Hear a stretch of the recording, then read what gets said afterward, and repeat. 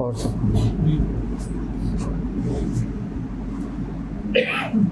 क्या कैसे ठीक हो?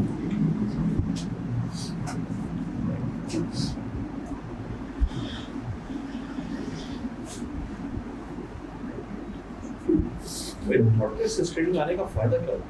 किसका? थॉटलेस स्टेट हम बिल्कुल अपने दिमाग को ये कोई में लेगा, अगर कुछ भी ख्याल नहीं, इससे हमें क्या मिलेगा? उसके बाद तुम जैसा ख्याल बनाओगे ना वैसा वो हकीकत का रूप धरेगा। ये एक सिटिंग का है, मतलब लेट्स से एक सिटिंग में मैं कुछ तो बदल जाती है ना हर एक दिन में, मैं कुछ सोच रहा हूँ मुसलसल एक ही ख्याल रखना है।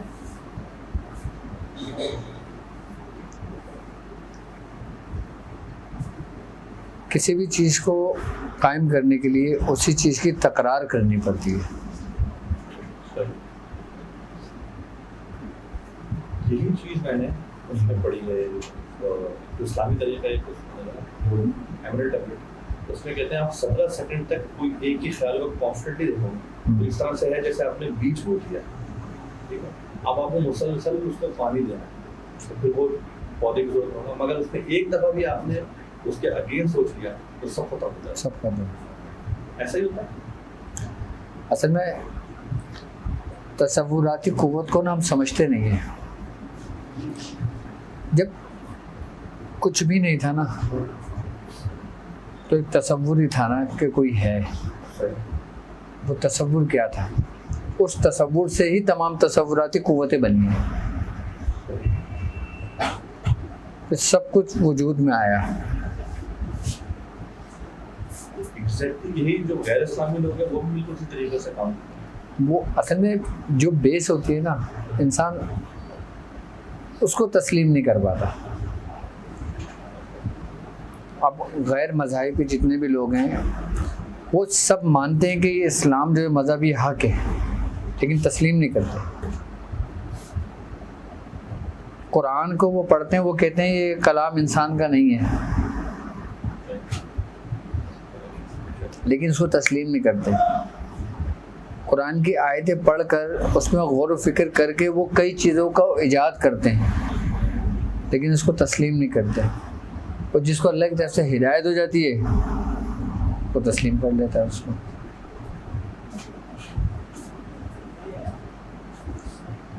लेकिन कुछ भी चीज़ तस्लीम करने से पहले वही हज़रत आदम उनके हज़रत इब्राहीम अलैहिस्सलाम की बात है ना,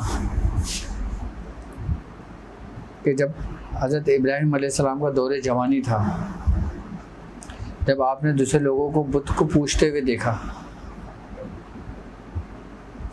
तो आपको भी ये तशवीश हुई, आपको भी हुआ कि मैं भी देखूं मैं किस रब की पूजा करूं, मैं किस रब की इबादत करूं, मैं किस रब को मानूं।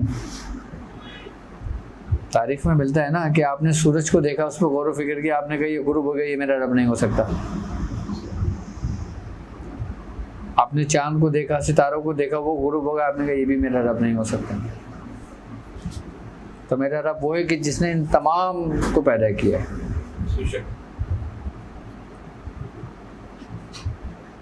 लेकिन जब रब हम कलाम हुआ तो हज़रत इब्राहीम अलैहिस्सलाम ने क्या कहा कि तू मुर्दों को कैसे जलाएगा? कहा क्या तुझे यकीन नहीं है? कहा यकीन तो है, लेकिन दिल के इत्मीनान के लिए।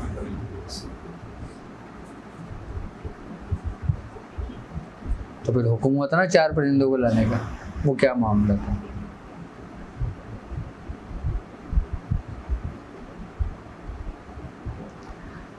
अमलियात की दुनिया हो, रूहानियत की दुनिया हो, इसमें सबसे पहला जो आपको चाहिए ना वो है आपका यकीन।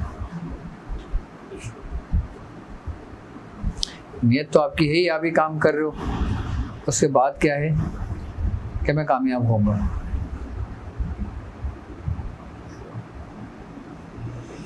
जिस दिन यकीन का बीज आपके कल्ब में बो दिया और फिर आपने तसव्वुरात की कुव्वत को के ज़रिए उसकी परवरिश की, उसकी नशो नुमा की, तो यही बीज जो ना एक दरख्त बनता है, फिर यही फल देता है और फिर इसकी जड़ आसमानों और अर्श अज़ीम तक जाती है, वरना कुछ भी नहीं है।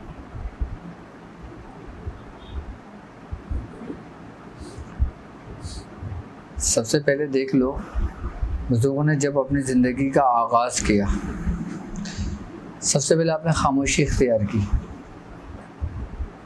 फिर तन्हाई इख्तियार की, फिर आपने भूख इख्तियार की, फिर आपने बेदार रहना सीखा, यानी कि गफलत से बाहर निकले। हर बुजुर्ग, हर बंदे का इब्तिदाई दौर इन 4 मसाइलों से लेकर गुजरता है। आप देख लें, जितने बुजुर्गान दिन के आप सवाने हयात उठा के पढ़ते हैं, कोई जंगलों की तरफ चला गया, किसी ने खामोशी इख्तियार कर ली, किसी ने तन्हाई इख्तियार कर ली, किसी ने लोगों से मिलना मिलाना छोड़ दिया इब्तिदा में,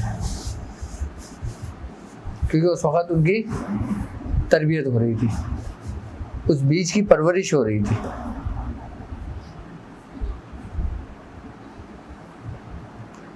और भूख यानी जो इंसान की खुराक है, भूख यानी इंसान की ख्वाहिशात हैं, उसको तर्क कर दिया।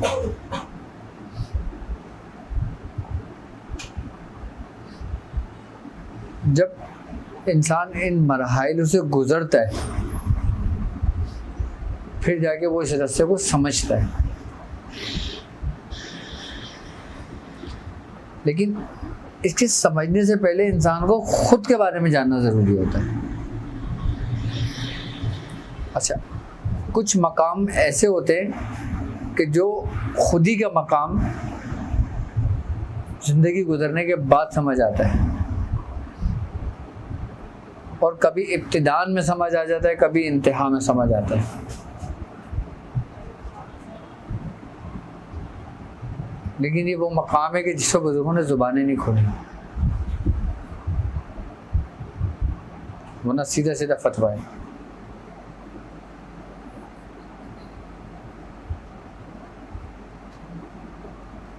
देखो, एक इल्म है, इल्म अहकाम,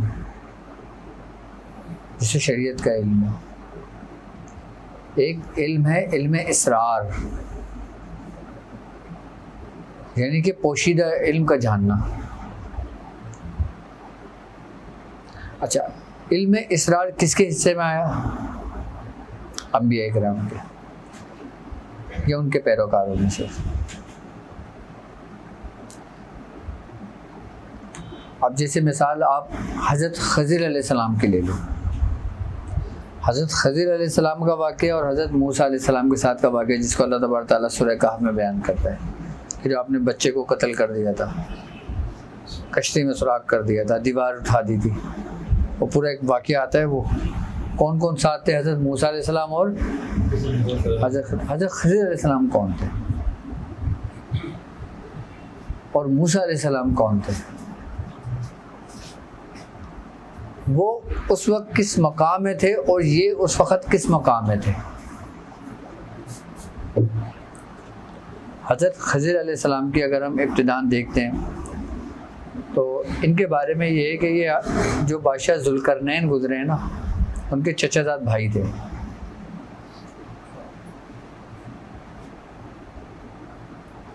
इनके चचाजाद भाई थे। अच्छा, जो ज़ुल्करनैन बादशाह थे ना, इनके जो वालिद थे वो इल्मुल इसरार के उस वक़्त के माहिरीन में से थे, जो इल्म नजूम जानते थे। तो तारीख़ लिखती है कि इन्होंने इल्म नजूम के ज़रिए, इल्मुल इसरार के ज़रिए एक ऐसा राज मालूम करा, एक ऐसी साद मालूम की, एक ऐसा पहर मालूम किया कि जिस वक्त वो पहर, वो साद आए और जब मर्द अपनी बीवी से हम बिसरी करे, उसमें हमल ठहरे, तो वो बच्चा पैदा होगा जिसको क़यामत तक मौत नहीं आएगी। ये वाक़या लिखा है बाकायदा। तो उन्होंने वो साद निकाली थी जो ज़ुल्करनैन के वालिद थे, हज़रत ज़ुल्करनैन की पैदाइश से पहले, हज़रत ज़ुल्करनैन की पैदाइश से पहले निकाला। उस साथ में कुछ वक्त था, कुछ टाइम था, तो आपने अपनी बीवी को बताया, और बीवी को बताने के बाद उसकी बीवी ने उसको एक तहरीरी तौर पे अपने ही किले के अंदर कहीं लिख दिया और उसको बड़ा राज में रखा ताकि ये याद आ जाए अगर ये वक्त ये साथ जिस पहर हो। अच्छा, यही मामला, यही माजरा हज़रत खज़िर अलैहिस्सलाम की वालिदा ने सुना, क्योंकि वो आपके साथ थी। आपको वो पहर याद था, अल्लाह को कुछ और मंजूर था, सब कुछ तो रबी की तरफ से है ना। हज़रत खज़िर अलैहिस्सलाम की वालिदा जो थी, इन्होंने उनके अपने शौहर को बताया, क्योंकि उनके उस वक्त इल्म के बड़े चर्चे थे। कहते हैं कि जो ज़ुल्करनैन के बादशाह थे ना, वो भूल गए थे उस वक्त में, लेकिन इनको याद रहा था कि जिससे हज़रत खज़िर अलैहिस्सलाम पैदा हुए थे। फिर इसके बाद दूसरा वाक़या जो लिखते हैं कि जब हज़रत ज़ुल्करनैन के साथ जब आप आब हयात की तलाश में निकले थे, जब आप वक्त होने पे सो गए थे और इनको हज़रत खज़िर अलैहिस्सलाम को मिल गया था, आपने वो चश्मा पी लिया था कि जिससे आपको अबदी ज़िंदगी मिली थी। ये तो सब एक तरीके से देखा जाए तो एक ज़ाहिरी असबाब थे, लेकिन रब क्या नहीं चाहता। लेकिन अल्लाह रब्बुल इज़्ज़त ने हज़रत खज़िर अलैहिस्सलाम को जो पुकारा वो अबद से पुकारा, यानी अल्लाह का बंदा, उसका दोस्त, कि जैसे आसिफ बिन बरखिया को पुकारा था। यानी कि मकाम अबदियत जो है ना, ये रूहानियत का सबसे आला मकाम है। यानी कि इंसान खाली अपने इस मकाम को समझ ले, मकाम अबदियत को, बाकी हर मकाम जो है इससे नीचे, हर रुतबा इसके नीचे है, क्योंकि ये वो मकाम है कि जो अल्लाह ने अपने महबूब को इस मकाम से पुकारा कि मोहम्मद अब्दुहु व रसूलुहु। और वो कैसा मकाम होगा जो रब अपने महबूब को पुकारेगा? उसने जिसके लिए वो मकाम मुंतखब किया और उसको उस मकाम से पुकारा, तो उससे ऊंचा और कोई मकाम हो सकता है? हर मकाम नीचे, हर दर्जे नीचे, हर मंजिल नीचे। मकाम अबदियत सबसे आला मकाम है।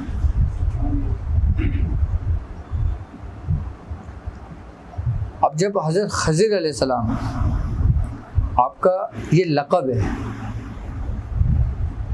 आपका नाम नहीं है, आपका जो नाम था ना वो है बलियान बिन मलकान बिन यरियान, और आपकी जो कुनियत थी ना वो अबू अब्बास थी। अबू अब्बास आपकी कुनियत थी।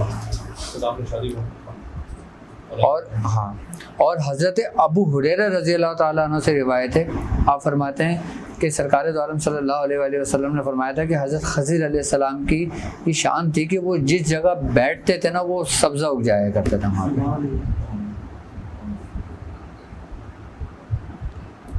और यहाँ तक फरमाते हैं कि हज़रत खज़िर अलैहिस्सलाम की जो तस्बीहों में शामिल की तस्बीह थी ना वो थी सुबहान अल्लाह व बिहम्दिही सुबहान अल्लाहिल अज़ीम।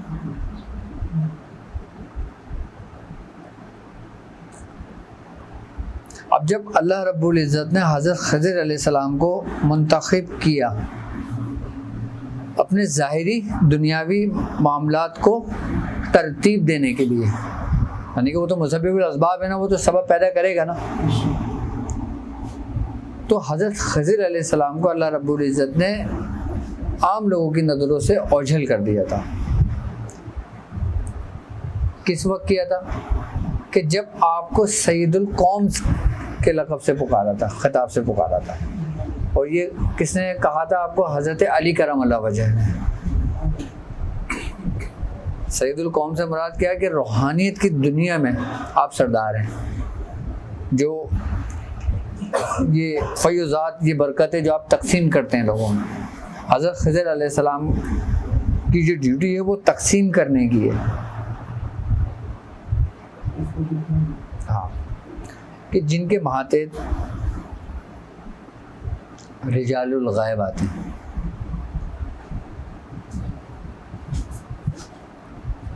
अब ये रिजालुल गायब का क्या मामला है?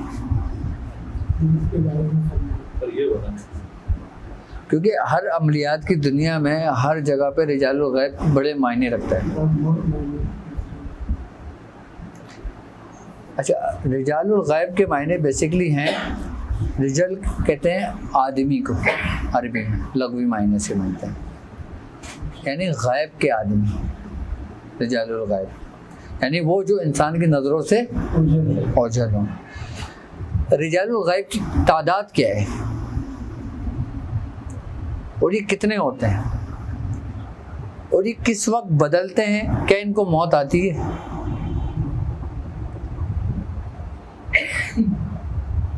और ये तसर्रुफ रखते हैं तो अपना तसर्रुफ किस पर रखते हैं? और हर सिम बदलने से पहले इनका काम क्या होता है? वरना अल्लाह रब्बुल इज़्ज़त ने तो ऐसी सिफत अता की है ना कि पलक झपकते ही वो जब जहाँ चाहें जहाँ हो सकते हैं। तो फिर हम मुख्तलिफ तारीखों का तयन क्यों करते हैं? कि जैसे आपने 4, 17, 24 को आपने मगरिब की तरफ रुख नहीं करना, क्यों नहीं करना? उसकी क्या वजह है? बाद बुजुर्ग कहते हैं कि आपकी जो रिजालुल गायब की जो तादाद है ना वो 9 और 10 है, यानी कि इससे ना कम है ना इससे ज़्यादा है जो रिजालुल गायब की तादाद है। अच्छा, बात अक्सरियत इस चीज़ पे इक्तफा करते हैं कि इनकी तादाद 9 है। और जो एक साथी है ना वो रजबी में से लेते हैं। रजबी कौन लोग हैं? रजबी वो 40 लोग हैं कि जो अगर रिजालुल गायब में से कोई शख्स कम होता है तो वो रजबी में से लिया जाता है। ये 40 अल्लाह तबारक ताला के मुकर्रबीन बंदों में से हैं, मखसूस बंदों में से हैं, जो अब्दाल से नीचे हैं। अच्छा, इनको रजबी क्यों कहा जाता है? रजबी इनको रजब की उससे कहा जाता है क्योंकि ये रजब की पहली तारीख से लेकर रजब की 30 तारीख तक ही मखसूस होते हैं, मुंतखब होते हैं। इनमें अगर कोई तब्दीली करनी होती है, तरमीम करनी होती है, किसी की वफ़ात हो जाती है, कोई मुंतकिल हो जाता है, कोई एक रुतबे से दूसरे रुतबे में चला जाता है, तो वो रजब के महीने में की जाती है। इसीलिए इनको रजबी में से लिया जाता है। रजबी कहते हैं। मुख्तलिफ जगहों पे इसका जिक्र मिलता है, तस्करा। आई बात समझ में? अब जब इनकी तादाद 1 से लेकर 9 तक होती है तो बुजुर्गान दीन फरमाते हैं कि इनका तसर्रुफ वही इल्मुल इसरार में 1 से लेकर 9 के अदद तक के मातेद होते हैं।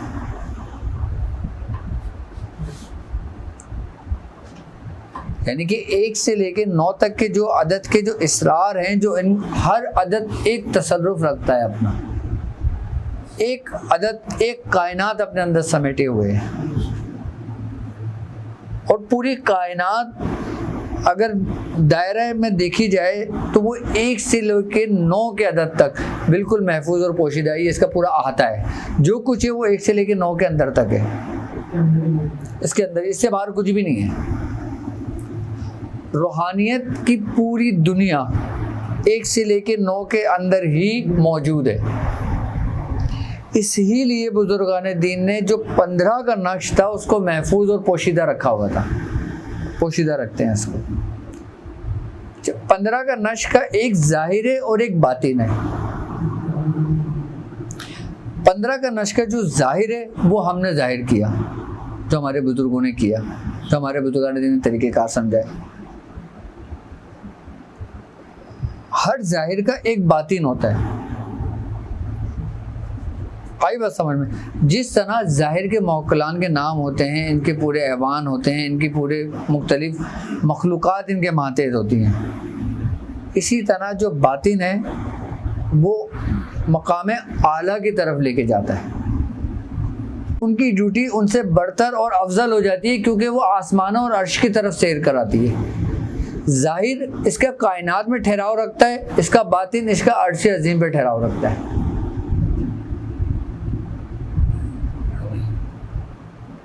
एक से लेके 9 के अदद तक के कहते हैं कि हज़रत सुलेमान अलैहिस्सलाम को अल्लाह रब्बुल इज़्ज़त ने जो अंगूठी दी थी तोहफे में, उस नक्श में भी तकरीबन 1 से लेकर 9 अदद ही लिखे हुए थे। उसी की पूरी रूहानी क़ुव्वतें उस अंगूठी के अंदर मौजूद थी, कि जिसका जिक्र कुरान में कि हमने हज़रत सुलेमान को आज़माइश में डाल दिया था कि जब वो अंगूठी शैतानों ने आपसे उतार ली थी तो आपकी अंगूठी गुम हो गई थी, कि जिसके बारे में इन शैतानों को ये गुमान था कि हज़रत सुलेमान अलैहिस्सलाम इसकी बदौलत वो करते हैं, हुकूमत अपनी चलाते हैं।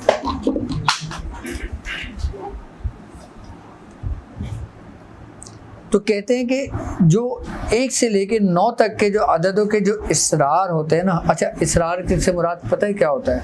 तसर्रुफ से मुराद पता है क्या होता है? इससे मुराद ये होता है कि इसकी रूहानियत हर दौर में सिर्फ एक में ज़िंदा रहती है और वो हर दौर में कायम रहेगी। इसका एक वक्त होता है, एक टाइम होता है, एक उम्र होती है, क्योंकि हर जिंदा चीज सांस लेती है, वो कायम रहती है।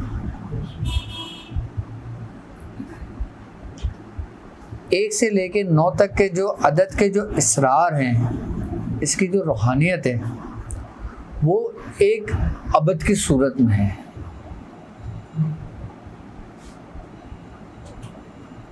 मैं इससे ज़्यादा खुल के नहीं बता सकता, लेकिन मैं कोशिश कर रहा हूँ कि आप लोगों के समझ में आ जाए कि इसके 1 से लेके 9 तक के जो हैं वो किस्मी सूरत में है, अबद की सूरत में है। और वो अबद जो मकबूले बारगाह है, कि जिस तरीके से इंसान अपने कपड़े बदल के दूसरे कपड़े पहनता है, इसी तरीके से इसकी रूहानियत एक जिस्म छोड़ के दूसरे जिस्म को मुंतकिल करती है।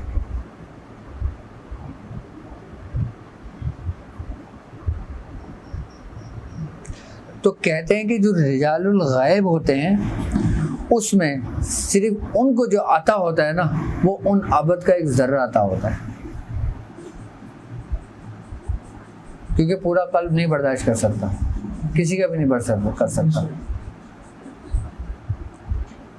नहीं कर सकता किसी का भी,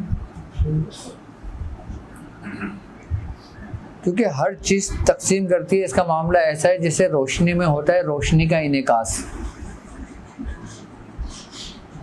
फिजिक्स पढ़ा है ना, फिजिक्स पढ़ी है ना?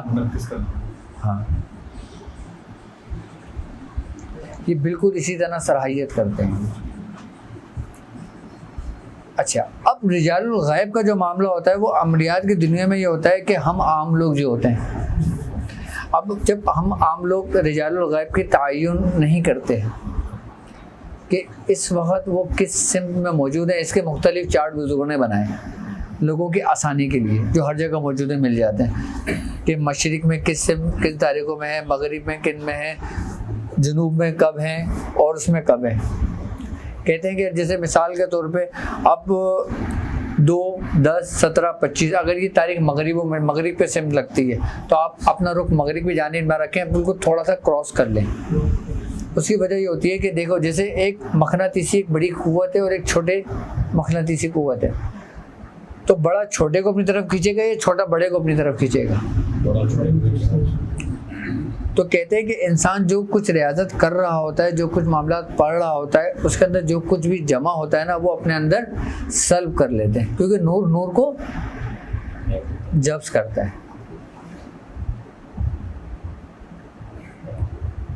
उसकी नूरानियत को, उसकी रूहानियत को, उससे ये होता है कि उसका जो अमल होता है ना वो एक वक्त के लिए सल्ब हो जाता है और फिर उसके ऊपर वो मुशाहिदात नहीं होते, उसको फैज़ मिल रहा होता है, फ़ायदा हो रहा होता है, वो पढ़ता है, दम करता है, उससे भी फ़ायदा होता है, लोगों की काम करता है, वो भी होता है, लेकिन उसकी आंखों में एक हिजाब आ जाता है। एक होता है बंदा आंख बंद करके काम कर रहा है और एक होता है आंख खोल कर काम कर रहा है। यानी कि एक बंदा काम कर रहा है, उसको दिख रहा है कि ये काम हो रहा है, ऐसे हो रहा है, ये हो रहा है, अब ये हो गया, अब यहाँ तक पहुँच गया, और एक बंदे ने दे दिया, उसके बाद में पता लगा हाँ भाई काम हो गया। तो इसीलिए बुजुर्गान दीन मना करते हैं कि जिस जगह रिजालुल गायब होते हैं उस सिम में मुँह करके पढ़ाई नहीं करनी चाहिए, क्योंकि फिर एक पर्दा हायल आ जाता है बीच में, उससे उसको नुकसान कुछ नहीं होता इतना, क्योंकि जाहिर सी बात है वो भी अगर कोई काम कर रहा है तो वो भी अपनी शेख की इजाज़त से ही कर रहा है, उसके ऊपर भी उसके शेख की तवज्जो है, उसके ऊपर भी शेख के मामलात हैं। सिर्फ बुजुर्गान दीन ये फरमाते हैं कि जब इनका पैर उस सिमत हो तो तुम अपना रुख दाएं जानिब कर लो, दाएं जानिब अपना रुख कर लो, कि जैसे आप अगर मगरिब की तरफ पढ़ रहे हो और आपके सीधे हाथ पे शुमाल है, तो आप अपना रुख इस जानिब कर लो कि शुमाल और मगरिब के दरमियान में आ जाएं आप, शुमाल और मगरिब के दरमियान में आ जाएं आप। लेकिन जब आप अपना रुख बदलें तो पहले रिजालुल गायब को सलाम करें। इनके मुख्तलिफ सलाम हैं तो बहुत बुजुर्गान दीन किताबों में लिखें, हर जगह आपको मिल जाएंगे आसानी के साथ। बाद लोग वो सलाम अपने पास लिख के रखते हैं, जब वो तारीख होती है, जब पढ़ने बैठते हैं वो सलाम करते हैं, सलाम करके अपना रुख सीधी जानिब पढ़ लेते हैं। यानी कि एक गिलास के अंदर आप टुक टुक टुक टुक टुक टुक टुक टुक पानी पी रहे हो, पानी भर रहे हो, उसमें एक वक्त में आएगा गिलास पूरा भर जाएगा, लेकिन आप पानी भर रहे हो, कोई पिए जा रहा है।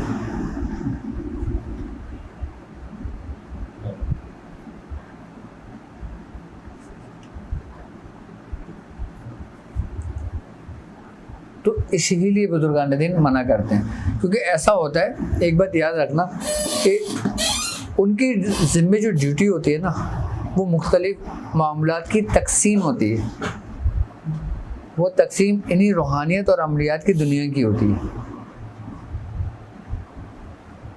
दुनियावी मामलात में कुछ और लोग मखसूस हैं, रूहानी मामलात में कुछ और लोग मखसूस हैं। अगर एक ज़ाहिरी अगर देखा जाए, जैसे कराची शहर है, अब कराची शहर को चलाने के लिए हमारे पास हमारी एजेंसीज भी मौजूद हैं, पुलिस भी मौजूद है और मुख्तलिफ डिपार्टमेंट के लोग भी मौजूद हैं, लेकिन सब एक तरतीबवार किसी न किसी के मातेहत हैं। अब जैसे एक पुलिस स्टेशन है, अब पूरा कराची इतना बड़ा शहर है, इसके अंदर 25 मिसाल के तौर पे थाने हुए, हर थाने के अंडर के अंदर एक एरिया होगा जो तकरीबन 2 किलोमीटर के अंडर में होगा, किसी का 5 किलोमीटर के अंडर में होगा, किसी का 10 किलोमीटर के अंडर में होगा, ठीक है। अब उसके अंदर उसमें मुख्तलिफ लोगों की ड्यूटियाँ हैं, जैसे एक हेड कांस्टेबल है, एक SI है, फिर SHO है, फिर उसके ऊपर DSP है, फिर SP है, फिर SSP है, फिर ADIG है, फिर DIG, फिर IG है, IG एक ही है। ये कौन लोग हैं जो हमारे दुनिया के कानून को ज़ाहिरी तौर पे देखते हैं कि कौन सज़ा का हकदार है, कौन सज़ा का हकदार नहीं है, कौन गलत काम कर रहा है और कौन सही काम कर रहा है। एक ज़ाहिरी छोटे से शहर को चलाने के लिए आपको 25 थानों की ज़रूरत पड़ी है, और एक रूहानियत को, दुनिया को संभालने के लिए आपको कितने थानों की ज़रूरत पड़ेगी?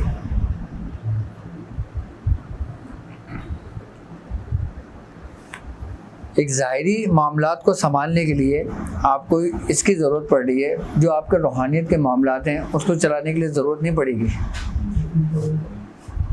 बिल्कुल पड़ेगी। लेकिन कहते हैं कि अक्सर व बेशतर, अक्सरियत बल्कि, जिस खानवादा जो ड्यूटियाँ लगाता है वो है ख़ानदान क़ादिरिया, क्योंकि ख़ानदान क़ादिरिया को तमाम खानवादों में ऐसी हैसियत है कि जैसे तमाम मलाइका में जिब्रील को है।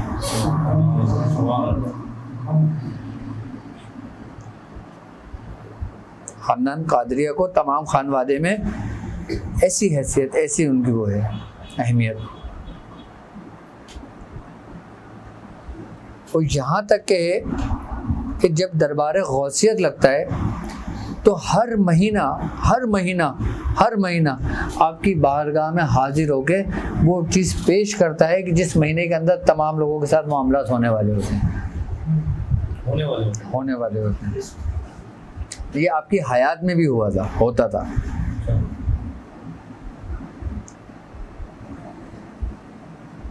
हज़रत शेख शहाबुद्दीन सोहरावर्दी रहमतुल्लाह अलैह फरमाते हैं कि आपके दरबार के अंदर हर महीना बाकायदा खुद हाजिर होता था। एक दफ़ा रबीउल सानी का महीना हाजिर नहीं हुआ तो उसी मन में आपकी वफ़ात हुई थी।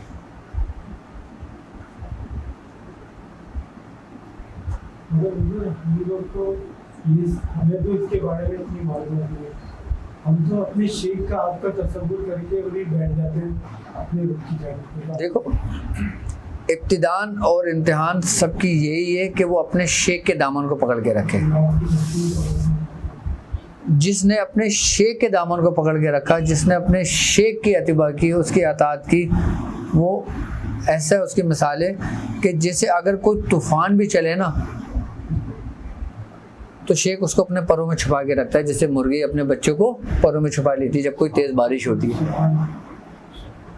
वो उनको आँच भी नहीं आने देती। और हर बाप को अपनी औलाद प्यारी होती है, अजीज़ होती है, चाहे वो उसकी रूहानी हो, चाहे वो उसकी नज़बी हो, चाहे उसकी वो कल्बी हो। अक्सर बुजुर्गों ने जो ना ख़ानदान कादरिया के अंदर उनकी निस्बत, उनकी इरादत मिलने के लिए बाकायदा दुआएं करी हैं। यहाँ तक कि ख़ुद ख्वाजा मोइनुद्दीन चिश्ती रहमतुल्लाह अलैह आप कादरी निस्बत लेने के लिए बगदाद खुद चल कर गए थे कि मुझे ख़ानदान कादरिया का फैज़ मिल जाए, जबकि आप उस वक़्त के कुतुबुल अक़ताब में से थे और आपकी जवानी थी, आपकी क्या थी? जवानी थी। और हज़रत सैयदना शेख अब्दुल कादिर जिलानी रहमतुल्लाह अलैह आपका इंतहाई दौर था, आपका इंतहाई दौर था। और शेख की जहाँ तक बात है ना, तो शेख चाहे तो अपने मुरीदों को मकाम अबदियत भी अता कर दे और हमेशा की ज़िंदगी भी अता कर दे। ऐसे वाक़यात मिले। ख्वाजा मोइनुद्दीन चिश्ती रहमतुल्लाह अलैह का आपको वाक़या है कि जब आप अजमेर आए तो उस वक़्त वहाँ पे हुकूमत थी राजा पृथ्वीराज की। अच्छा, जब उसने ये देखा कि यार एक कोई मलंग शख्स आया है और लोग जोक दर जोक उसके पास जा रहे हैं, उसकी वजह क्या है? तो कुछ लोगों ने आपको आपके बारे में माज़अल्लाह कहा कि ये जादूगर है। जो पृथ्वीराज था उसने एक जादूगर पाला हुआ था जिसका नाम था जोगी अजयपाल। उसका ये कमाल था अजयपाल का कि पूरे गांव के अंदर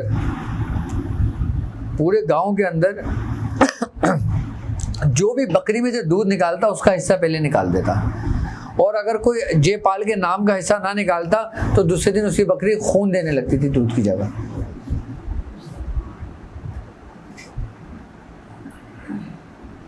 अजयपाल का था ये। तो जब राजा पृथ्वीराज ने जयपाल को भेजा कि जाओ तुम इनसे मुकाबला करो, तो वो आया, उसने ख्वाजा मोइनुद्दीन चिश्ती रहमतुल्लाह अलैह की बारगाह में गया और कहा कि मैं आपसे मुकाबला करना चाहता हूँ।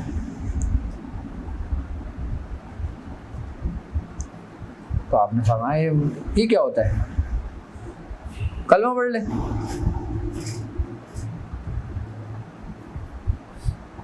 तो जयपाल ने कहा नहीं।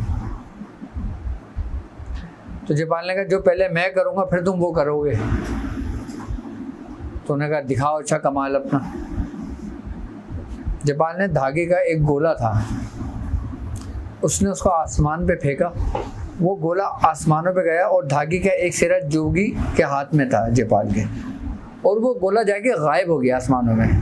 अब जब वो गोला गायब हुआ तो जोगी ने वो सिरा पकड़ा और उसको पकड़ के खींचा, वो खुद भी आसमानों में गया, गायब हो गया। आपने उसी वक्त ख्वाजा खाजगन ख्वाजा मोइनुद्दीन चिश्ती रहमतुल्लाह अलैह ने अपने नालेन को हुक्म दिया कि जाओ। वो नालेन आपकी भी आसमानों में गई, वो गायब हो गई, और उसके सर पे जूते पड़ते हुए नीचे उतारते हुए लेकर आई थी उसको, जिससे वो आपके कदमों में गिर गया था, क्योंकि ये इसका जादू का आखिरी स्टेप था। हिंदुओं के अंदर 84 सिद्धि का जादू होता है, 84 सिद्धियां होती हैं। कहते हैं कि एक सिद्धि के अंदर 360 जादू होते हैं, और 360 में एक में 360 देवियां उसके मातहत होती हैं। कितनी? हाँ, उसके मातहत होती हैं, यानी कि उसके तस्वीर में होती हैं उसके। और ये 84 सिद्धियों पे कमाल था, कामिल था। और इसने अपने जादू का ये आखिरी कमाल दिखाया था ख्वाजा साहब को। आखिरी पे जूते पड़े उसको। हाँ, और जब वो आपके कदमों में गिरा, उसने कहा आप कोई जादूगर नहीं है। किसने कहा? आप कोई जादूगर नहीं हो, आपके पास कोई बहुत बड़ी रूहानी ताकत है। वो आपके कदमों में गिर गया। उसने कहा हुजूर मैं एक शर्त पे मुसलमान हूँगा। आपने फरमाया क्या? कहा आप मुझे ये दुआ देंगे कि मैं लोगों की खिदमत करूँगा, मुझे मौत नहीं आएगी क़यामत तक। कब तक? आपने इसको दुआ दी थी, और फिर इसका नाम अब्दुल्ला बयाबानी रखा था। इनके बारे में ये है कि फिर आप आपके हल्के में रहने लगे थे, फिर आपने इनको ज़िक्र व अस्कार तालीम किया था। कुछ बुजुर्ग फरमाते हैं कि हज़रत ख्वाजा खाजगन ख्वाजा मोइनुद्दीन चिश्ती रहमतुल्लाह अलैह ने आपने जो इनको इस्म तालीम किया था वो इस्म बद्दू था। इस्म बद्दू था क्योंकि आप ख्वाजा खाजगन इस्म बद्दू के साहिब दावा सबसे बड़े बुजुर्ग गुजरे। आपने आना सागर को लोटे के अंदर जो किया था ना, वो इसी ही इस्म की रूहानियत से किया था।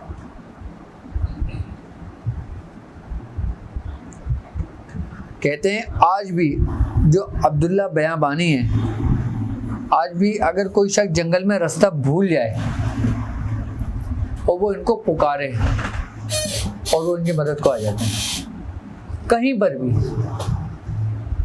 सिर्फ हिंदुस्तान में नहीं। बाज़ औक़ात ख्वाजा एक बुजुर्ग हैं, उनका नाम है हजरत जलालुद्दीन जानिया जहांगश रहमतुल्लाह अलैह। आप अपने सफ़रनामे में लिखते हैं कि मैं हज़रत शेख अब्दुल्ला बयाबानी से मिला हूँ। लोगों का ज़्यादातर कॉन्सेप्ट ये है कि वो इंडिया में होते हैं, अजमेर में या मुख्तलिफ जगहों पर होते हैं हिंदुस्तान में, जबकि आप फरमाते हैं कि नहीं, आपके पास ये ड्यूटी लगी तमाम बयाबानों की लगी जो रूह ज़मीन पर है।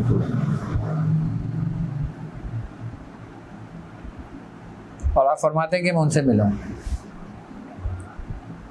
इसी तरीके से हज़रत सैयदना शेख अब्दुल कादिर जिलानी रज़ियल्लाहु ताला अन्हु आप वज्द की कैफियत में आ गए और आप रक्स करने लगे। आपकी ऐसी हालत हो गई कि आपने अपने बेटे का हाथ पकड़ा और कहा कि एक वक्त में एक मर्द कामिल आएगा जो उस वक़्त का इमाम होगा, और जब वो इमाम आए तो तुम उसको मेरा सलाम कहना। तो आपने फरमाया बाबा जान क्या मैं उस वक़्त तक ज़िंदा रहूँगा? आपने फरमाया हाँ तुम ज़िंदा रहोगे, तुम्हें उस वक़्त तक मौत नहीं आएगी जब तक तुम हमारी अमानत हज़रत इमाम मेहंदी को ना पहुँचा दो।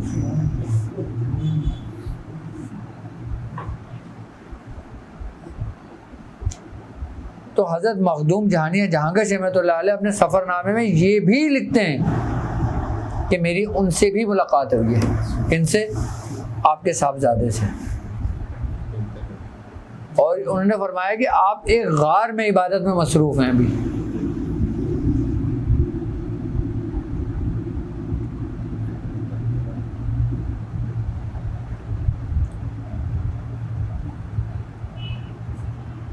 ये होता है। अच्छा, जो लोग जो टाइमलेस हैं, मतलब उनको जिंदगी क़यामत तक या जिनको मुस्तक़बिल, क्या ये लोग रजबी में शामिल होते हैं? नहीं, ये उनसे बुलंद मकाम है। उनसे बुलंद मकाम जी। अच्छा, रिजालुल गैब को हम समझते हैं सबसे आला मकाम है,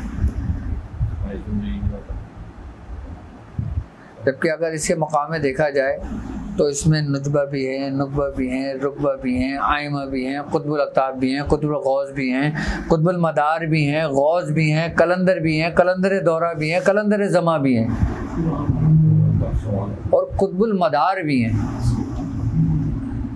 और अबुल वक्त सबसे बड़े हैं।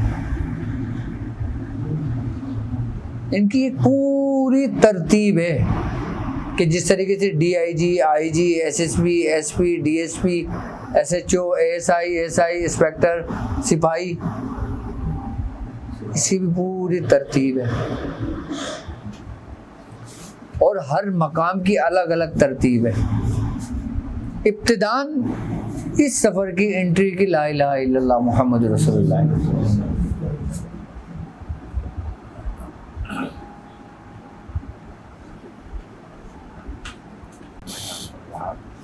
इसकी जो तरतीब बुजुर्गान दिन बयान बताते हैं ना, सबसे पहले ये होता है कि इंसान जब किसी खानवादे में मुरीद होता है और जब मुरीद होने के बाद शेख उसका सफ़र शुरू करवाता है तो वो मुरीद की ज़मरे में आता है। अच्छा, हम जो पढ़ाइयाँ करते हैं कि जैसे 360 की तादाद है, 1100 की तादाद है, आई बस समझ में, 1.25 लाख की तादाद है, 11 की तादाद है, 9 की तादाद है। असल में अगर हकीकतन देखा जाए ना कि जिस शख्स के मामलात, जिस शख्स की पढ़ाई जिस से मंसूब होती है उसको वही तादाद दी जाती है।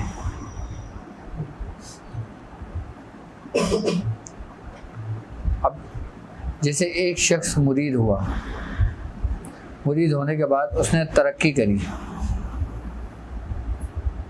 उसने तरक्की करी, वो फिर आम मुरीद से सीनियर मुरीदों में आ गया, उसने और तरक्की करी, उसको खिलाफत मिल गई। अब खलीफा और आम मुरीद में फ़र्क है रुतबे का, ठीक है। अच्छा, इसके बाद फिर जो मकाम आता है फिर वो आता है नुजबा का, फिर आता है नुकबा का, फिर आता है रुकबा का, फिर आता है रजबी का, फिर आता है अब्दाल का और फिर मुख्तलिफ मकामात बढ़ते बढ़ते बढ़ते बढ़ते। अच्छा, इनकी भी एक तादाद होती है, तादाद से ज़्यादा नहीं होते ना कम होते।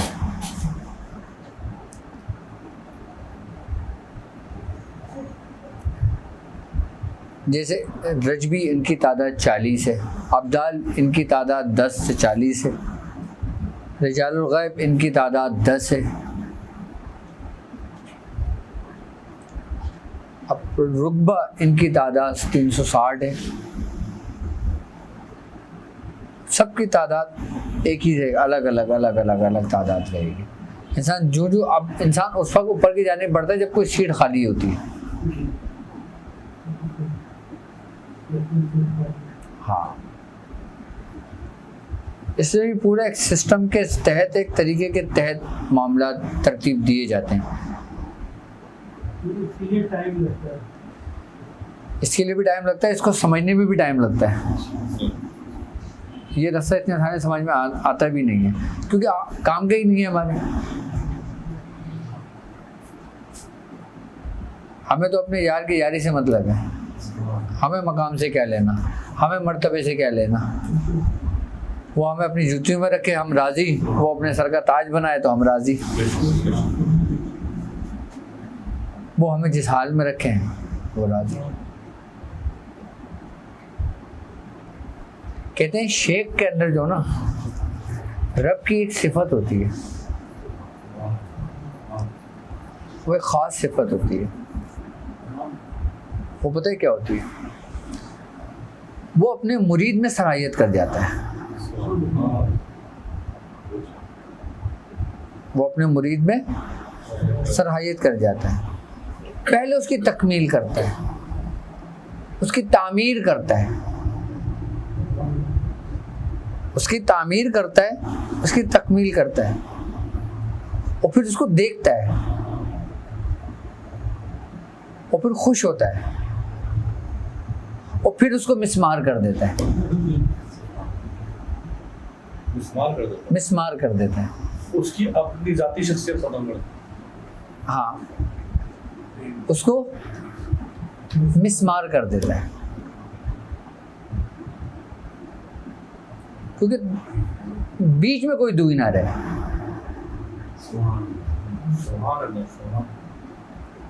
फिर कोई हिजाब ना रहे। अब जब वो मिसमार कर देता है, यानी कि बर्बाद कर देता है, उसके बाद वो फिर उसको आबाद करता है, वो अबद तक ही आबाद रहता है। कि जिसको कहते हैं कि इसको मकाम है, ऐसे नहीं बनती। यानी कि हज़रत आबाद होने के लिए बर्बाद होना चाहिए। तो आबाद वही होता है जो बर्बाद होता है।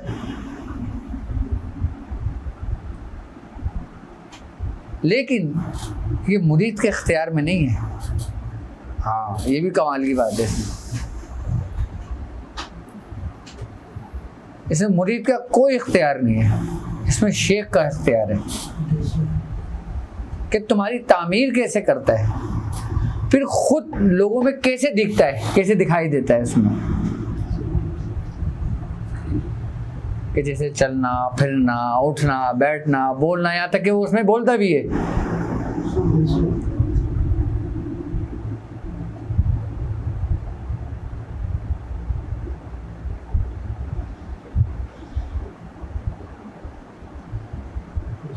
कि जिसको लोग दुनिया कहती है, अहले सलासिल कहते हैं कि ये फनाफिल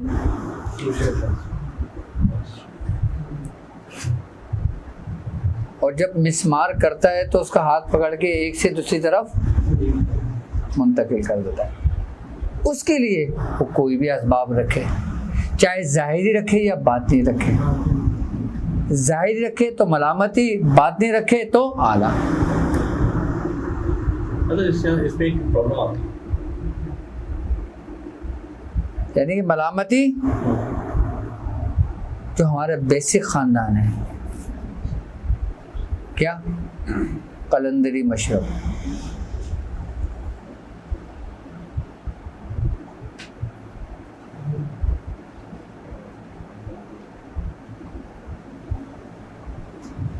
कलंदर के बेसिकली लग़वी मायने क्या हैं?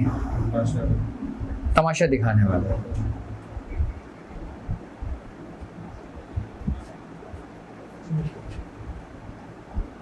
अल्लाह रब्बुल इज़्ज़त जब किसी से दोस्ती का इरादा करता है, वो मिसमार क्यों करता है? कि जब अल्लाह रब्बुल इज़्ज़त किसी से दोस्ती का इरादा करता है तो उसको मुसीबतों में डाल देता है, उसको परेशानियों में डाल देता है। और यहाँ हम दुआएं कर रहे हैं, अल्लाह ताला मुसीबत से बचा, परेशानी से बचा, हमें अपनी मोहब्बत अता कर। ये हदीस के अल्फाज हैं।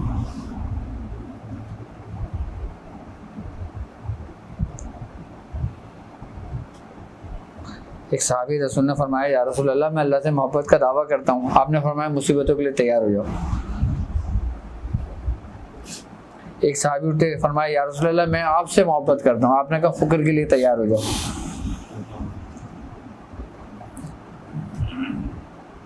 क्योंकि इश्क बला के साथ है ना, क्योंकि जो तुम्हें ज़ात की तरफ लेके जाएगी तो वो तुम्हें पाक और साफ करके लेके जाएगी ना। और पाक और साफ करने के लिए तब तुम एक ज़ाहिरी बर्तन गंदा होता है, उसको साफ करते हो, कैसे करते हो?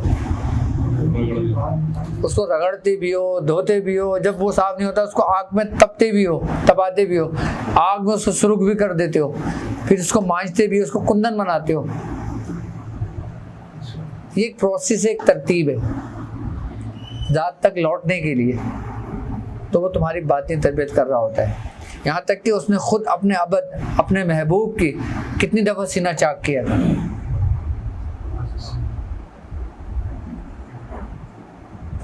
शरह सदर का जो मामला हुआ था,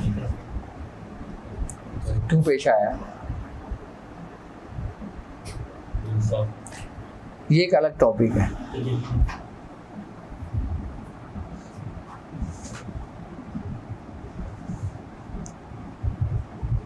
आप बाकायदा फरमाते हैं कि मैं खुद देखता हूँ कि मेरा दिल निकाला है, दिल साफ किया है, एक थाल में रखा है, फिर उसको धोया है और फिर दोबारा मेरे अंदर पैविस्ता कर दिया। और यहाँ तक कि जब वो मुझे उसकी भी महसूसात हुई कि जैसे कोई चीज़ मेरे अंदर घुस के बाहर निकल रही है।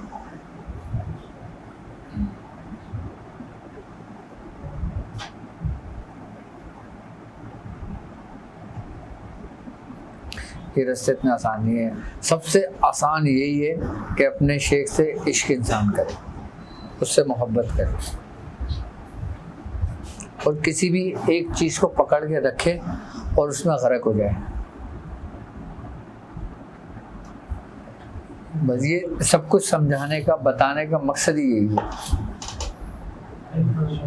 हाँ, क्योंकि ये कहते हैं इसके बारे में बुजुर्गान के लोहे के चने हैं ये, और अगर तुमने गलती से मुंह में डाल दिए ना तुम उगल सकते हो ना तुम निकल सकते हो, और तुमने चबाना है। ये रास्ता बहुत आसान है और यही रास्ता बहुत मुश्किल है। अल्लाह रब्बुल इज़्ज़त ने फ़इन्ना मअल उसरि युस्रा जो कहा है वो ऐसी थोड़ी कहा है। पहले मुश्किल से तो गुजरो, तभी तो आसानी मिलेगी।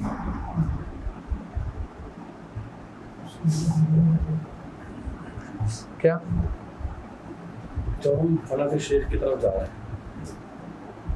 हमें कैसे पता चलेगा कि ये जो चीज़ है ये हमारे इस रास्ते का हिस्सा है या ये रिजल्ट है?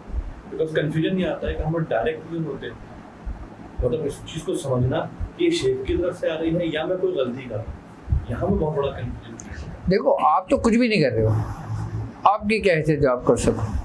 आपको शेख ही आपसे करवा रहा है, आप तो कठपुतली हो। बेशक बेशक बिल्कुल सही।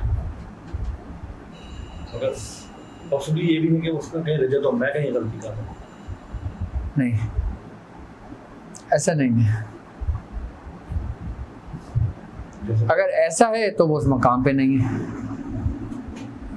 शेख का हुक्म है, जो हुक्म होता है आपका तसव्वुर होता है, बस आप बेहतर जानते हैं। हमको जो आप हुक्म देते हैं उसको सीधे करते हैं, आगे सोचते ही। मैं अगर अपनी बात बताऊं ना, अगर हमने रूहानियत को पाया, हमने रूहानियत को देखा, तो वो शेख के अमर में देखा, इससे हटकर नहीं देखा, यानी कि इसके हुक्म में देखा।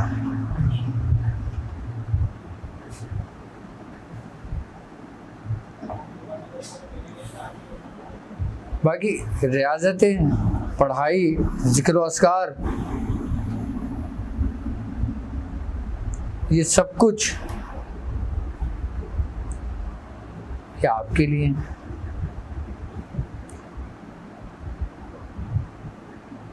लेकिन अगर मैंने ये कह दिया कि दिल को बहलाने का गालिब ख्याल अच्छा है, वो तो सब छोड़ देंगे फिर ये सब कुछ।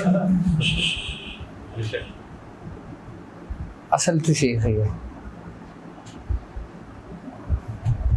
लेकिन शेख भी तुम्हें कुंदन बनाता है तो इन्हीं चीज़ों के जरिए जो तुम जिक्र अस्कार करते हो, वरना वो भी तुम्हें नहीं बनाता।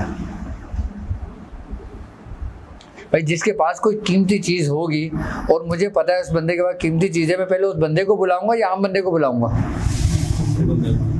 है तो जिक्र अस्कार ये कीमती चीज़ें हैं।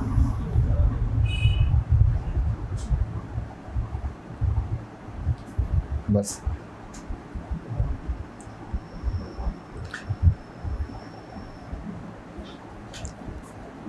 लेकिन बात वहीं आ जाती है, बात वही आ जाती है कि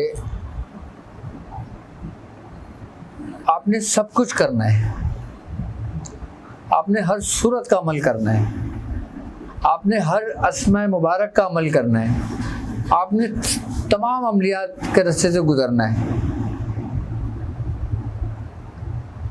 लेकिन सबसे पहले इन तमाम सब कुछ करने से पहले आपने अपने एक अमल पे रियाज करना। जब वो खुल जाए ना, उसके बाद तुम सब कुछ करो, और जब ना खुले ना तो उसी को खोलने में लगे रहो, चाहे तुम्हारी आखिरी सांस आ जाए।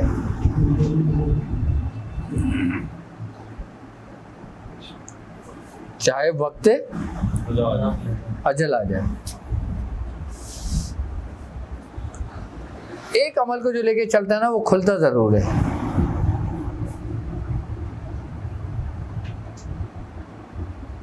हाँ, लेकिन फिर कुछ भी अमल करे उसको हर दरवाज़ा खुला हुआ मिलता है। कहते हैं कि हज़रत इमाम हसन बसरी रहमतुल्लाह अलैह आप वाज कर रहे थे कि अल्लाह का दरवाज़ा खटखटाते रहो, क्या अल्लाह का दरवाज़ा वो खुलेगा। तो हज़रत राबिया बसरी गुजरी थी, आपने सुना, आपने फरमाया, ए हसन ये बता कि अल्लाह का दरवाज़ा बंद भी होता है। आप ये कहीं आप चल दी, आपने सब कुछ वाज छोड़ा, आप इनके पीछे दौड़े।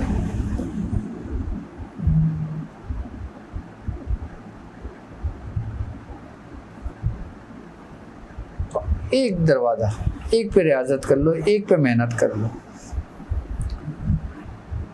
उसके बाद तुम खाली इजाज़त भी लोगे तो तुम कामिल हो जाओगे उस अमल में।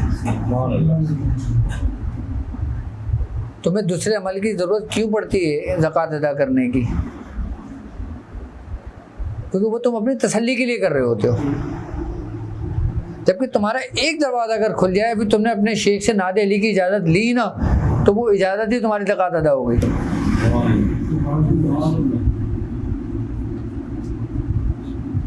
क्योंकि तुम्हें अपने पढ़ाई के ऊपर नहीं, तुम्हारे शेख की इजाज़त पे तुम्हें यकीन है।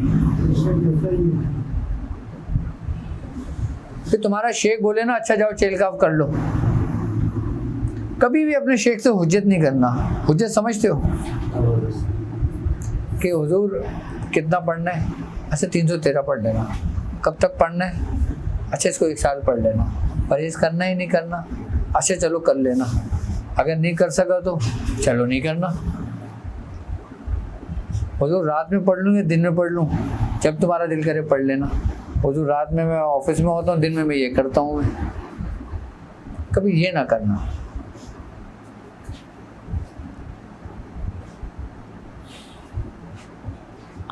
अगर तुम अपने शेख को ये बोल दो ना, हुजूर मैं ये अमल कर रहा हूँ, आप दुआ कीजिएगा, तो काफ़ी है। अब चाहे तुम 3 दफ़ा पढ़ रहे हो, चाहे तुम 1100 बार पढ़ रहे हो, चाहे तुम 200 बार पढ़ रहे हो, चाहे तुम 100 बार पढ़ रहे हो,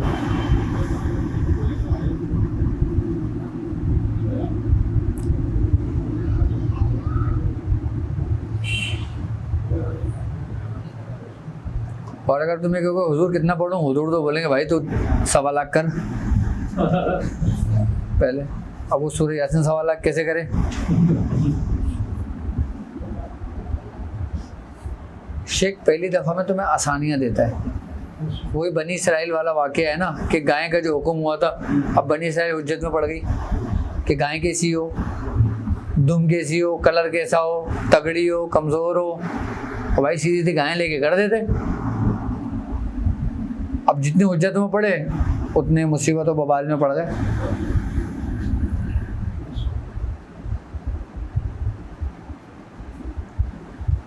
जो एक दफ़ा हुक्म दे दिया उसको पूरा कर दो, ख़त्म बात, तुम्हारा काम ही नहीं है कोई।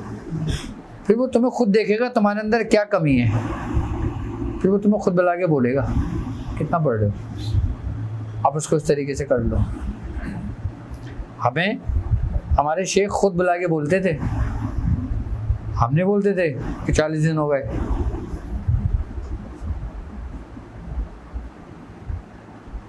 अरे तुम वो अमल कर रहे हो, कितना हो गया? पता नहीं वो, लेकिन कर रहा हूँ मैं। कितना पढ़ रहे हो? जितना हमने बताया था। अच्छा एक काम करो, उसको इस तरीके से कर लो। ये भी नहीं पूछते थे कितने दिन करना है।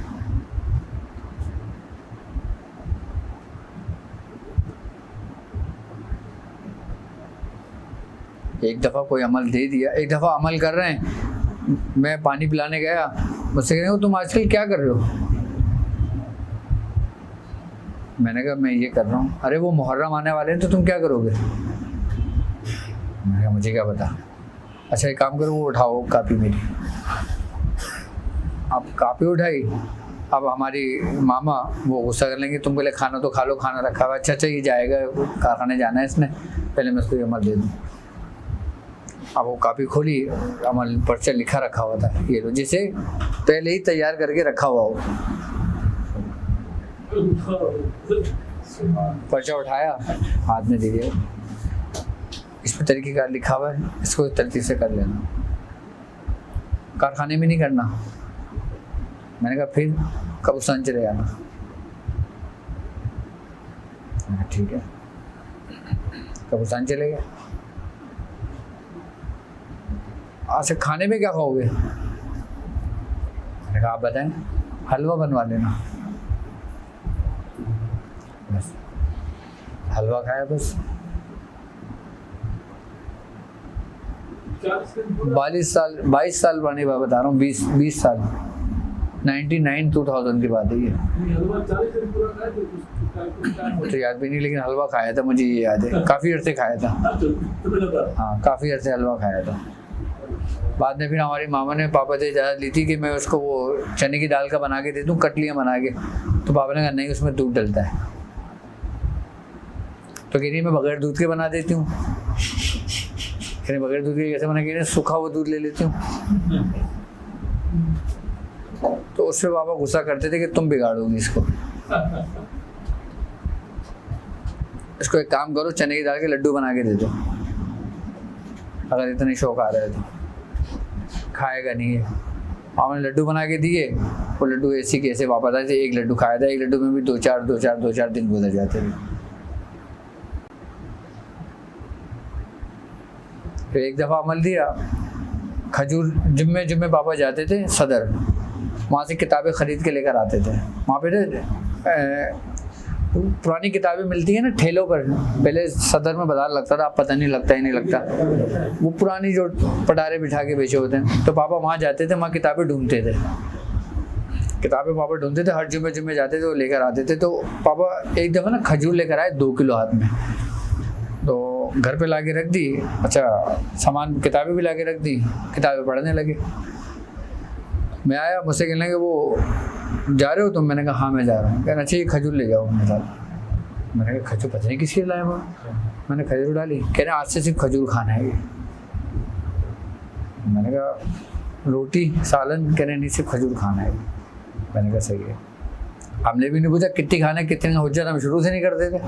हम खजूर ले गए, 2 दिन में पूरी 2 किलो खजूर खा गए। अब दूसरे दिन पापा के पास आए तो पापा से उन्होंने बोला वो खजूर लाए आप क्या? कह रहे नहीं मैं तो नहीं लाया खजूर, खजूर तुम्हें दी तो मैंने भी ला के। मैंने कहा मैंने तो खा ली वो। भाई तुमने 2 दिन में खा ली पूरी? मैंने कहा तो आपने तो बोला था ये खजूर ही खाना है। तो भाई 5 खजूर खानी थी तुमने बस। हाँ मैंने कहा अब क्या करूँ मैं, अब तो कुछ है ही नहीं खाने को। कहना मंगल तक भूखे रहो। हाँ 2 दिन बाद मंगल था। फिर मंगल वाले दिन पापा गए, फिर लेकर आए थे खजूर। कहा अब 5 खजूर 7 खजूर से ज़्यादा नहीं लेना। हमें क्या मालूम ना, खजूर ले जाओ, हम ले गए, हम खा गए सारी। अब जब भूख लगती थी खजूर खाते थे, दिन में रोज़ा रखते थे, रात में खाते रहते थे ताकि कमज़ोरी ना हो। एक वहम था ना यार, मैं इतना सब कुछ छोड़ दिया, कमज़ोरी ना हो जाए। फिर जब ये वहम निकला हमारे उससे, हमने कहा ज़्यादा मरना ही है ना, छोड़। फिर जब रात आती थी ना, हमारे पैर कांपते थे खौफ के मारे। खौफ क्या था कि पता नहीं सुबह होगी नहीं होगी हमारी। फिर सुबह हो जाती थी। देखने वाले मुझे आज भी, जिन लोगों ने मुझे आज से 25 साल पहले देखा हुआ ना, आज भी अगर वो मुझे मिलते हैं ना, मुझे बोलते हैं आप में ज़र्रा बराबर भी फ़र्क नहीं है, सिर्फ बाल थोड़े थोड़े सफ़ेद हुए हैं, बाकी एज इट इज़ पूरी जिसामत सेहत सब कुछ वही है। वरना 25 साल में बंदा चेंज हो जाता है।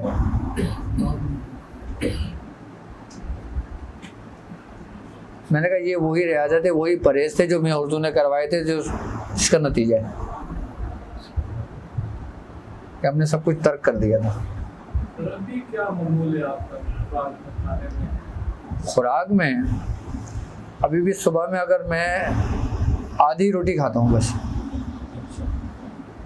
आधी रोटी खा के अपना फारिग होकर यहाँ मतलब आ जाता हूँ, और उसके बाद दिन में कभी इनके साथ बैठ के खा लिया एक रोटी तो खा लिया, नहीं तो फिर रात में घर जाके खाता हूँ। वो भी 1.5 से 2 रोटी से ज़्यादा नहीं है। मुझे याद नहीं पड़ता कभी ज़िंदगी में मैंने 2 रोटी से ज़्यादा खाया हो। और हमारी एक रोटी तो ऐसी है, अगर KPK में चले जाओ तो एक बंदे के 2 लुक़मे वो हमारी एक रोटी है। हमारी नॉर्मल जो घरों में बनती है, वरना KPK में जाओ बड़े में, ये बड़ी सारी रोटी होती है। हाँ हाँ। अभी आपका परहेज है? नहीं नहीं, और 7 परहेज का 98 से लेके शादी तक मेरा परहेज आया, तकरीबन 7 साल। शादी से पहले ही सारे काम होते हैं, बाद में कुछ नहीं होता फिर। हाँ मैं सही बता रहा हूँ। शादी वाले दिन मेरा निकाह हुआ, मैं घर आया, मेरे हाथ में मियाँ ने पर्चा थमा दिया कि कल से ही अमल करना, जबकि परसों मेरा वलीमा था। परसों मेरा वलीमा था। अब हम डरे, हम परहेज का पूछे नहीं पूछे। अब मैं खामोशी खड़ा हूँ, झुकाए हाथ में पर्चे लिए, दूसरे दिन हमारा वलीमा।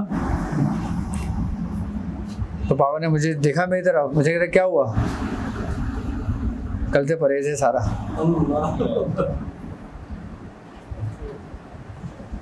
लेकिन उस वक्त जो अमल कराया था ना, वो समझ में आया कि आज वो क्यों कराया था। एक शख्स के मुंह को कुछ ना लगाओ, पर एक दफा लग जाए उसके बाद उसको स्टॉप कर दिया जाए। कैसी नफ्सकशी है।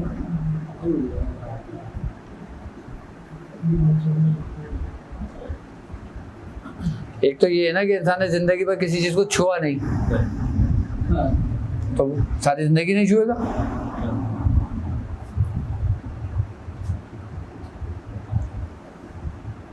आज समझ में आया कि वो 40 दिन में हुजूर ने क्यों दूर रखा।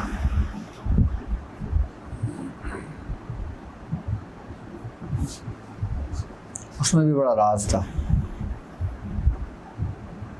अल्लाह तबारक तआला हमें हमारे बुजुर्गों के रास्ते पे हमेशा कायम और दायम रखे, और अल्लाह रब्बुल इज्जत जो कुछ हमने सुना हमें इस पे अमल करने की तौफीक अता फरमाए। या इलाहुल आलमीन, हमसे कोई गलती कोताही हो गई हो तो अपना रहम व करम अपने फजल से माफ़ फरमा। या इलाहुल आलमीन, जो बीमार हैं उन्हें सेहत तंदुरुस्ती अता फरमा। या इलाहुल आलमीन, जो परेशान हाल है उनकी परेशानियों को दूर फरमा। या इलाहुल आलमीन, हासिदों के हसद से महफूज फरमा, दुश्मनों की शर से महफूज फरमा, नागानी आफतों से महफूज फरमा, जादू के शर से महफूज फरमा। या इलाहुल आलमीन, हमारे दिलों में हमारे बुजुर्गों की मोहब्बतों में इजाफ़ा फरमा। या इलाहुल आलमीन, सरकार दो आलम सल्लल्लाहु अलैहि वसल्लम के सदक़े तुफ़ैल में हमारी हाजतों को पूरा फरमा, हमारी दुआओं को कबूल फरमा। और जो लोग इस दुनिया से रुखसत हो गए, बारी ताला उनके नेक, या बारी ताला उनकी बेहिसाब मग़फ़िरत फरमा। या इलाहुल आलमीन, क़यामुद्दीन साहब की बेहिसाब मग़फ़िरत फरमा, उनको जन्नतुल फिरदौस में आला से आला मक़ाम अता फरमा। या इलाहुल आलमीन के दर्जात को बुलंद फरमा। या इलाहुल आलमीन, हम तमाम की रहमत अता फरमा। सुब्हान रब्बिक रब्बिल इज़्ज़ति अम्मा यसिफ़ून व सलामुन अलल मुरसलीन वल्हम्दुलिल्लाहि रब्बिल आलमीन।